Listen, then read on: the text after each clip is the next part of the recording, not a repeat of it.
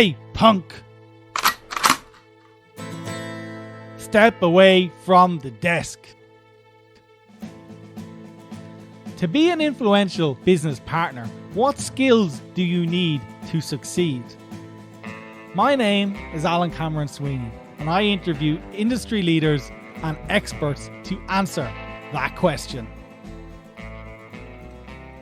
Welcome to the fourth episode of the Influential Business Partner. I am your host, Alan Cameron-Sweeney. Today's guest is Arno Wakefer, who works as the head of finance and BI. He is also a LinkedIn content creator, and he runs the LinkedIn group Finance Value Creation. It's a very active group with over 2,000 members and contains some fantastic curated content. In this episode, myself and Arno will be discussing the importance of business intelligence, how to influence decision makers, the value of having a mentor, and importantly, how to get one. So let's get started. So in terms of, decision support and co-piloting the business, what do you find senior leaders want from their financial controllers and their finance managers? Yeah, so my experience, and I think this goes on to also part of my history. I've managed a business before. I've been in the CFO role, and I've been senior finance most of my life, and I've got a kind of a good feel of what business wants from finance, and it's a lot different now than it was back years ago. So what I would say what business wants from finance is, in terms of decision making, is the ability to problem solve. We need to have a business mindset, and what I mean by that is we need to understand how our business functions, how it operates, and how we can help scale and grow the business. Then the business also needs us to be able to help with forward-looking decision-making and scenario planning through financial modeling. Financial modeling is very high in demand. If you've got those kind of skills, you can tell the business what they're going to look like into the future. So it starts the right conversations, and it supports future decision making. We can help systemize businesses so they can do more with less, like, for example, with automation. If you've got a business that's systemized in the right places, then you've created economies of scale, and that's what they want. And then lastly, I would say producing real-time information through business intelligence to help drive business performance and support decision making. So you can't just do reporting once a month. Those days are gone. No, it's real time as you can get. So I've done Power BI implementations and all that, and it's pretty much with a click of a button I can tell them with a bird's eye view how the business is performing. And that's what business wants, is real time information, so that can help them with making better decisions, making it faster and more reliable. So that kind of what I would say is what senior leaders are looking from finance managers. Yeah, fantastic. And just to touch on Power BI, was that easy for you to get up and running? No, you know what? It's not easy, but one of the things I'm enthusiastic about is technology and applications. So I'm a kind of guy, I don't just give it out to people. I teach myself how to do it. And it was very challenging to get it off the ground. I mean, I had to learn Power BI. I had to learn DAX, which is data analysis expressions. You actually have to learn how to write code. I had to learn how to design dashboards, and you've got a cloud Power BI. You've got it on the desktop, and you've got it in the cloud as well. So you need to understand how you publish it to the cloud and how you share it. So it was an exciting journey. But I mean, now that the end product is there, it's absolutely amazing. I used to take probably 2-3 days a week just on reporting dashboards. Now, within a minute, I've got 7 dashboards available to everyone. And that's the power of business intelligence. And it's just blown, and it's driving the right conversations. People are focusing on the right metrics. We've got metrics that we measure what matters, and the guys continuously know where they stand. And that I've influenced the business performance. I actually now provide that intel to the business, and it's great. I mean, that's for me what finance is all about, helping business. Yeah, for sure. No, I appreciate the learning curve you would have gone through to get that. I'm a geek at heart, and I do a lot of SQL coding and whatnot. So I do appreciate what you have to do to learn all those things. But when you get your BI working, it's so good. No, it's great. Definitely, I agree. It's great. So if someone's just gotten promoted into a finance manager role, as we were just talking about, influencing, what 3 areas or skills should they focus on to get that influence working for them? Okay, so the way I look at influence, to be able to influence people, you need to engage, all right? So what I mean by that is you need to get to know the decision makers. In order to become influential, people need to get to know you. They need to, because then they'll start liking you and they trust you. So you can't engage people from a desk. So you actually need to be visible and actually go and talk to the people. So they see your name, or they put the face to the name. You just start talking. You need to start conversations. Not everyone's comfortable with that, but as you practice, you'll get better at it. But it's just people getting to see you. So that was the first thing, is to engage. The second thing is actually asking them what information do they normally use to make decisions.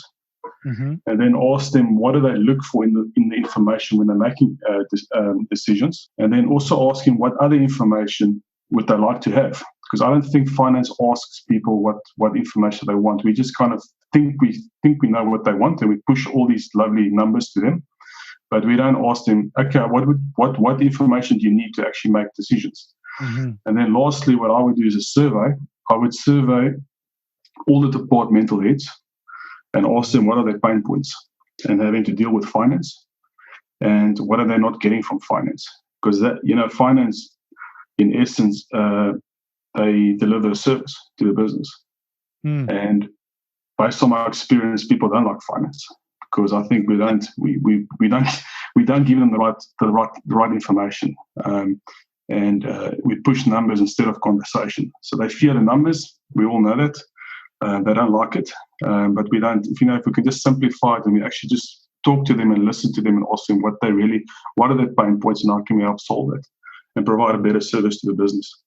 So that's kind of where I would say where I would focus to get some quick wins, to build that influence in business.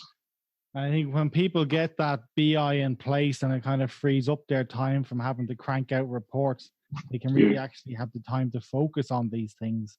Yes, correct. They need to go and get the skills to do it properly, as you say. Not everybody likes to be out having conversations or is good at it necessarily.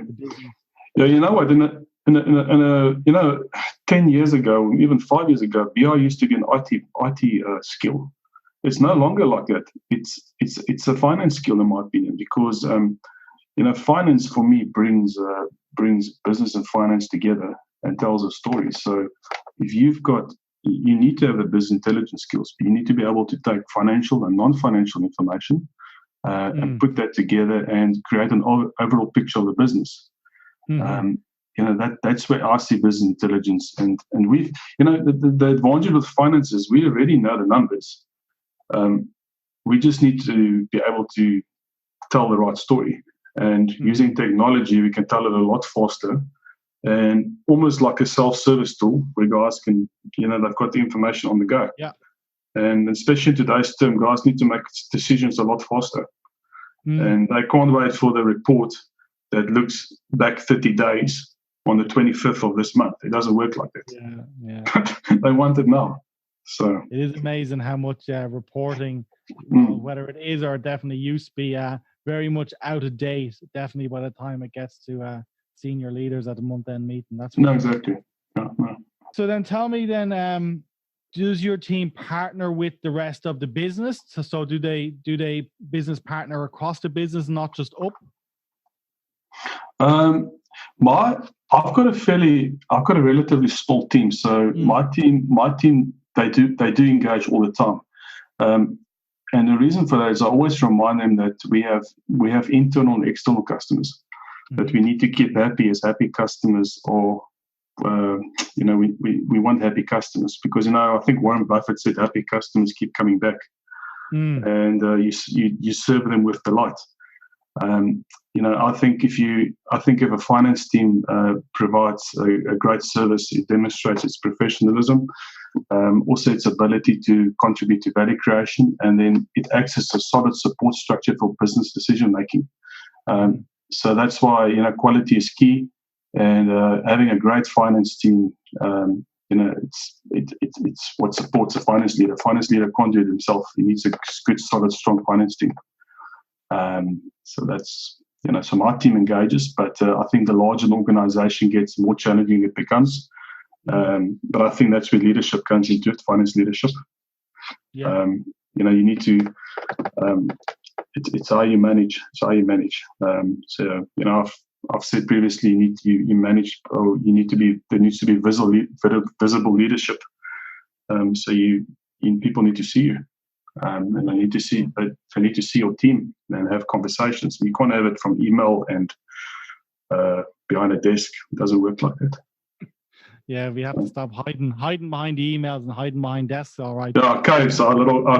We must get out of the caves, Get out of the cage. Huh? Yeah, that's a very straight to the point way of putting it. Yeah. I definitely agree. Yeah. You need to provide a service from outside your cage.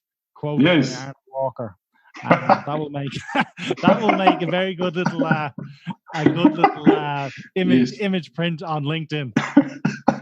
Good. No, that's exactly what the message.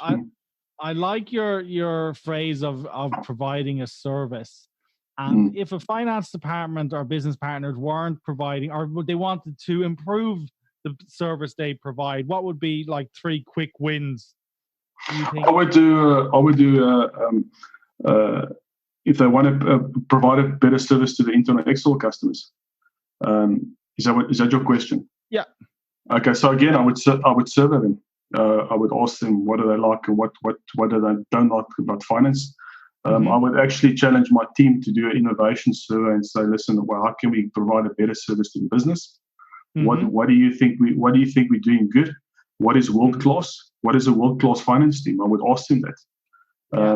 Let's draft a purpose statement for finance to say this is the dream team. If we were providing great service, excellent service to the business, what would a team look like? And then I would ask myself our core values and of the team.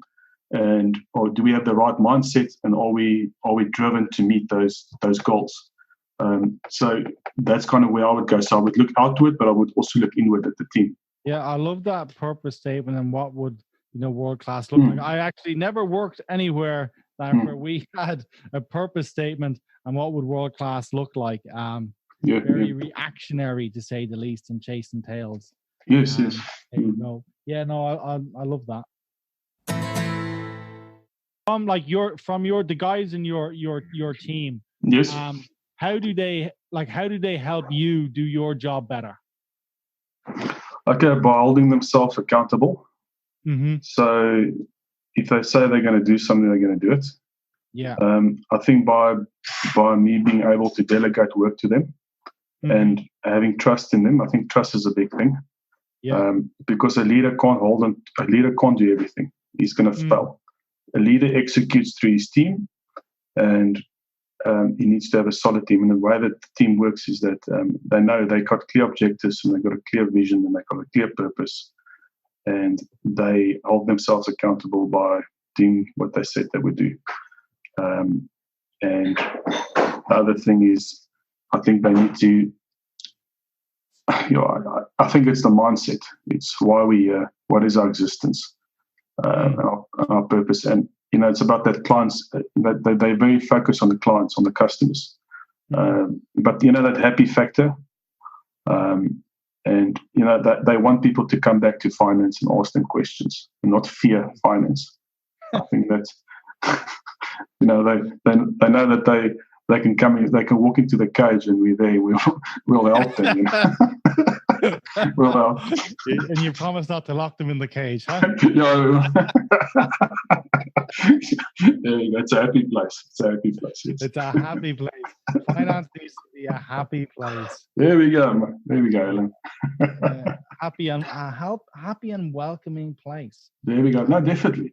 And I think that's a key thing. Is people don't like going into finance. They're trying to avoid them. So make it a happy place. Make it welcoming. And I've heard of one or two places now where they kind of have open office hours with the finance team. They say to the business, come here on whatever it is, the last Friday of the month, and you can come and ask us kind of anything you want. And they're very much, here's the doors open. come and have a chat. Great. And that kind of extends that friendliness to the rest of the business. That's great. That's great. The silly question, if you want to say. That's great. Say, yeah. No, that's great. Finance being a happy place. And then before we get to personal mastery, if you were hiring people for your team, for whether it's business partners or management accountants, what would be the top 3 things you're looking for today? I guess the top of the list for me would be good business acumen.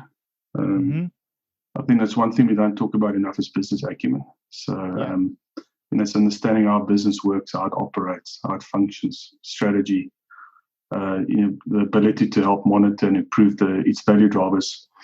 The second thing for me would be being able to collaborate and work with people across the organization. So it's the people element.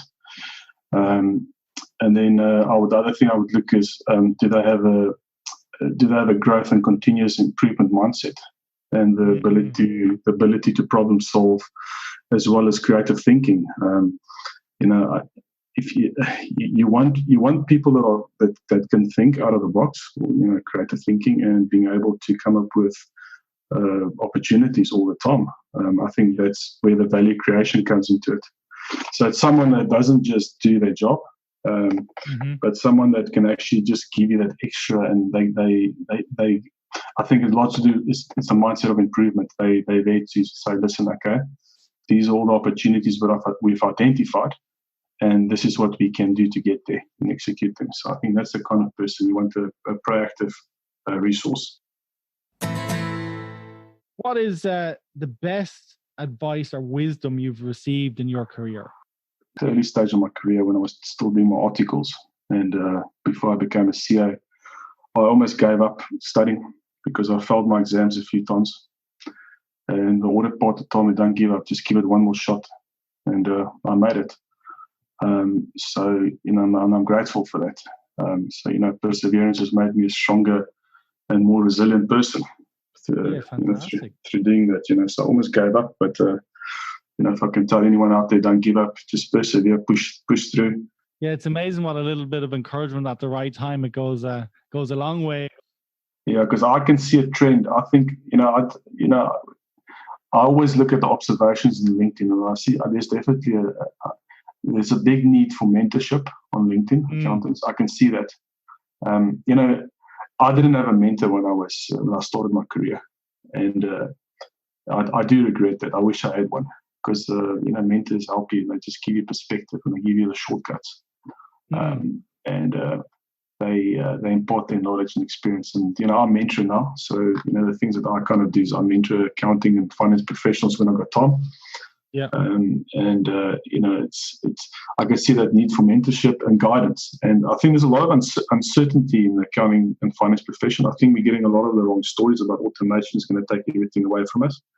But I don't think it's that. I think there will always be jobs, because technology by itself creates jobs. There's new businesses coming up every day, and businesses are run by people, not by systems and processes. So it's about, if you see technology, embrace it, learn it, and be able to implement it, build it. And I think that's where finance needs to change. It's just like, I can't do technology because I don't understand it. Well, I say learn it. Look like Power BI, like I did. So. No, the learning goes a long way. I read a book on BI back when I was working on a SAP BI project, and it just spending a couple hours reading the book gave me more knowledge than the rest of the finance transformation team put together. Yeah, exactly. Yeah. No, you're right. Huh? What it actually works, and I didn't know heaps about it, but I knew enough to have a conversation with the tech guys. I want to ask you one last question, just something you've touched on, which is the mentorship. I'm a big believer in having a coach or a mentor. What would be your top tip for people who are looking for mentors? How would you go about finding one? Yeah, that's a great question, because I've been asked that a few times, and the only way you can do is by asking someone. You need to. There's not people that put up their hands to mentors. I wish there was more people in the accounting and finance profession that offer mentorship. But the only way is to ask someone. I would say look at influential people, look at someone that you feel comfortable with, and look at what they post and what they share and what they say. And if you've got if there's any synergies there, and then just send them a message, connect with them and ask them. That would be my suggestion. I was actually asked that question I did a post yesterday or the day before. I made a post about career tips for the accounting youth. The first tip I gave was finding a mentor. And someone actually asked me in the post, how do you go about it? You just ask. You know what? I think I've been asked a lot of times for mentorship, and you can't mentor everyone. It's a difficult one, and I think that's why it's just a pity there's not more mentors out there that offer that kind of their availability. I do think it's a big need for the profession, especially now with all the change in future finance. And but yeah, so that would be my advice: is just ask. No, you never know if you don't ask. So yes, that is very true. So get out from behind your desk, go talk to some people who are influential, and ask. Yes, for them to be your mentor. Yeah, exactly. Yeah. And it doesn't have to. It can also be someone in your organization. It doesn't have to be external. So that person should also maybe offer they should also maybe mentee at some stage. I think it's you need to practice as well. And I'm mentoring a guy now, and it's great. It's such a great relationship because I'm learning from him, he's learning from me. But what's exciting is we both share the same excitement, like for technology and applications. So we've got good conversations. And we challenge yourself, and we hold each other accountable. Yeah, it's great when you can also help others for sure. Yeah, definitely. Yeah. Well, Arno, that will bring us to the end of our recording for the podcast. I want to say thank you very much. But lastly, again, please do mention the name of your LinkedIn group. It's Finance Value Creation. It's an open group on LinkedIn. You can just search for it. So, Arno, thank you very much for that. It's been fantastic. Great, Alan. I appreciate the chat. If you'd like to hear more from Arno, do connect with him on LinkedIn, and of course, join his group, Finance Value Creation. Along with his own content, Arno shares some great curated content, which I find highly valuable. Folks, if you have enjoyed the show, please share with someone who would find it useful. You can also sign up for my newsletter at alancameron-sweeney.com. I hope my conversation with Arno helps you improve your career, and until next time, happy business partnering.